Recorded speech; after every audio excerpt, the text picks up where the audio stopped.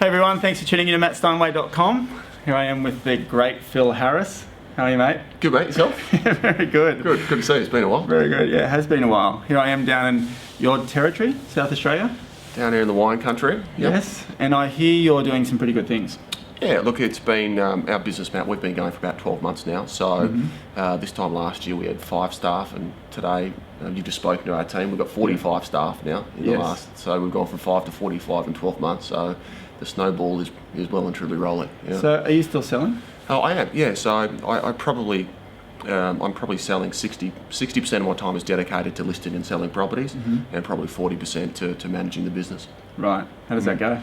It's very challenging. Yeah, it's not. We were just talking off air before about trying to get a little bit of balance, a little bit of structure. But I'm very passionate about the selling side of it. I still absolutely love it. But there will come a time I need to step back from that. But in this initial stage of getting the branding, and it's Harris Real Estate, so it's important for me to be out there in the public listing and selling properties at the moment, definitely. Yeah. And you're opening another office, I hear? We've just opened our second office, so that's a property management hub. So we've done a merge with Rain and Horn company here in South Australia, so we've got a good rent roll there, about 600-700 properties. So our property management office, that's just opened up, yeah. Mate, why do you think you've done well in real estate? Like, what is it? Did you prospect harder? Did you work harder? Tell me what it is. Well, real estate, the more seminars you go to, you can kind of get caught up in the jumble of all this stuff that you think you've got to do to be good at real estate. But I reckon there's only 2 or 3 things that really count, if that makes sense. Definitely. There's a couple of when you cut out all of the fluff and all of the nonsense, there's 2 or 3 things that count in real estate. And I think one is you've got to prospect every day for a minimum of 3 or 4 hours. Yeah. And probably the second thing on top of that, if we just had to break it down to 2, is can you back it up day in, day out? Like anyone can come in and prospect have one good day a week, but all the good guys I talk to, whether it be you, whether it be the Tosser, there's just consistency in that ferocious prospecting, and then the momentum just naturally flows after that. All of a sudden you become that household name, and I probably get 10 appraisals per week now of people just ringing me. Like, I don't actually really prospect anymore, which is not what we want to encourage the guys to do. but you get to that point, and it's like, I don't know, I kind of see it like, I grew up playing tennis, but it's a bit like professional sport. Like once you join the elite club of the top 100 in the world, it's very hard to get in, but once you're in, it's hard to get out, if that makes sense. Yeah, like once you're in, you've got that momentum, it just flows, but there's that 2 or 3 years of grinding to get into that elite club of being a top performer, and then it just flows. Your listing presentation is pretty good. Is it structured? Like, do you have the same structure all the time, or do you change it to suit the people, or like, how did you get good at it? Yeah, listing, a bit like yourself, I've really studied the craft. I mean, it's a continual evolving thing. Like, I don't think you'll ever reach a space where you go, right, I've now got this unbelievable listing presentation. I work at it all the time. I started off doing, very much watching the DVDs and emulating and copying people. So I do move my listing presentation around a lot to suit people. I think I'm becoming a lot more relaxed in the way that I present now. Yeah, which is important, isn't it? Yeah, I'm a lot more relaxed. And what I've just said before, there's probably only 2 or 3 points that I really touch on, which is, I set an agenda, talk specifically about price, and then there's maybe 1 or 2 things as to why they should list with me as opposed to the other agent, which is what we spoke about today earlier, which is my ability to negotiate and how I structure the negotiation process with buyers. Definitely. And it's really simple. Yeah. So did you role play a lot? Like, how did I've had someone ask me a question. Can you ask him how he got good at scripts and dialogues? Like, did you role play a lot? Or is it something that comes sort of, the mechanics of it come naturally to you and you just understood what you were saying? Yeah. Look, I don't think I think I'm very natural at it now, but going back, 7-8 years ago, I don't think I was natural at all. So, like, I'm no different to anyone else. I've listened to hours and hours of audio, and I've got a dialogue book at home from when I first started, where I'd go and attend a conference and I'd see John McGrath speak, and I'd hear him say something, and I'd write it down into this dialogue book and go, wow, that sounds really smooth. And then I remember when I first started, I bought a dictaphone, and I'd record myself, and play it back and listen to myself, and now it just. I think when I first started, I think I almost sound a little bit robotic and mechanical, but just as you get more confident and the years go by, now it's very much a natural conversation. Would you say salespeople should work an area or not? Specialise in an area? What's your thoughts on that? I know everyone's different. I think if you're starting in real estate, a couple of things. If you're starting in real estate and you're a relatively young person, I mean, when I first started, when I was 20 years of age, I didn't have a personal network to tap into. So all my parents' friends and even my family wouldn't sell a house with me because I was so young.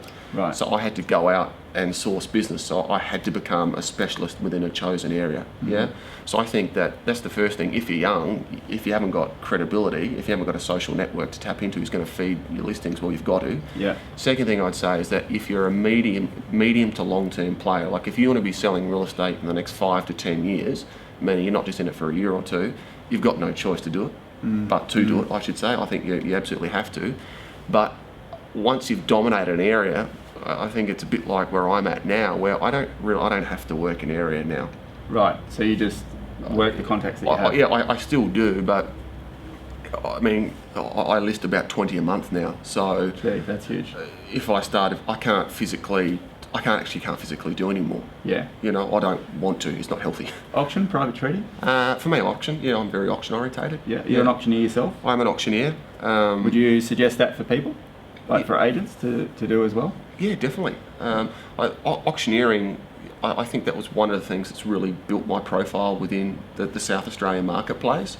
So even when I was very young, I started auctioning at 21, 22. But to go along on a Saturday and stand up in front of 100 people and do an auction, it's people always remember the auctioneer, not the salesperson on the day. Totally. It's like you take all the credit. It's like the salesperson's been there for 3 or 4 weeks, and you rock up and you have a smoker. It's like, wow, I'm going to get that guy to sell my house. Yeah. They don't remember the guy standing there. 100. Glenn Cortino, he came up to do a auction for us in Terrigal. We flew him up to do one. And there were people going up with saying to him, not giving the cards, but saying, "Can you come sell my house?" And we're like standing there going, as a beachfront, and we're like, "Hey." So from a personal branding and building yourself, if you've got that confidence to do it, I think it can. For me, everything I look at with my career is what could I do to fast track my career.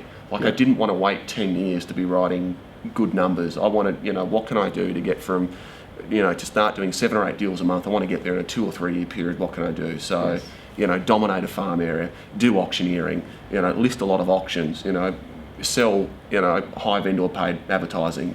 That's my strategy. That's awesome. Last thing, what's your tip? If you had to give like an agent starting out or getting established, or an agent that wants to go, I know you just gave us a few, but what would be the number one thing that you would say would help, or you would say to them? Number one tip for me is, without doubt, don't reinvent the wheel. Right. And it's the biggest, one of the most frustrating things I see with even my guys is like, "Oh, Phil, look, I appreciate what you said, but I'm gonna do it this way. I'm not gonna prospect between here and here, and I'll do it this as well." Well, if I live 20 a month and you live 1 a month, maybe we should look at the way I did it. Everyone's got their own way. Yep. And the good guys around the country, it's like everyone just duplicates and rips off. I mean, you've studied James. Yeah. We all do it. You, James, Lee, John, all of them. Everyone, you go, "Oh, wow, that's good. Oh, I'll do. I'm not going to argue with what Lee says or what John says or what Matt. If it's working for you, it'll work for me. So why try and think that I'm so clever that I can do it my way?" Definitely. Because the formula works. It does. So that was the last question, but I'm going to ask you another one. What's your goal? What are you working towards, mate? Apart from marriage. Yeah, I'd love to get married. If there's any single girls out there that think you would be a match to Phil, can you put a post underneath? Right. We'll get 1,000 girls writing in there. All right. Awesome. So what are we trying to achieve? What is it, next 5 years for you? How does it look? Next 5 years, I'd like to see Harris Real Estate with a minimum of 3 strategic, very high-profile offices across the Adelaide market. Yeah. Very changing the industry here in Adelaide to a certain degree, as far as I want to have a big, cool, sexy eastern suburbs office, which is right, like a super office. Yeah, a real thing. super office, like a real mecca. It'd be great to build our own, 3-story undercroft parking, nice, 700 square meters of floor space. Have you got the penthouse? Yeah, absolutely. Yeah. So something that's a real stands for, absolute quality for real estate in South Australia. That'd be a great goal to get off the ground. And also our business structure. I'd like to see more partners come into our business. So I'm not the sole owner of Harris Real Estate. There are 2 other partners in the business at this stage, but I'd like to create a platform where young people like myself, where I was at 10 years ago, could have no glass ceiling within this business. Like you've met one of our young guys, Tom Hector, who's a machine, a young guy, and we've got other great people within the business also. It'd be great to provide an environment where they could grow in and become partners and share the vision and share the dream also. Mate, that's huge. Yeah. I reckon you're going to do it. I hope so. I really do. Thanks, Phil, for catching up with us. No, pleasure. Look, guys, Phil Harris, one of the leaders in the country for real estate. He's doing great things. If you do have any questions for Phil, maybe put them in the post underneath. He might be able to get back to you, maybe not, but we will. I'm sure we'll all help you. We'll do it. And yeah, it's invaluable, this stuff. All right, guys. I'll see you soon. Thanks, Phil. Pleasure. Thanks, mate. very much. Appreciate it. See you on the next video.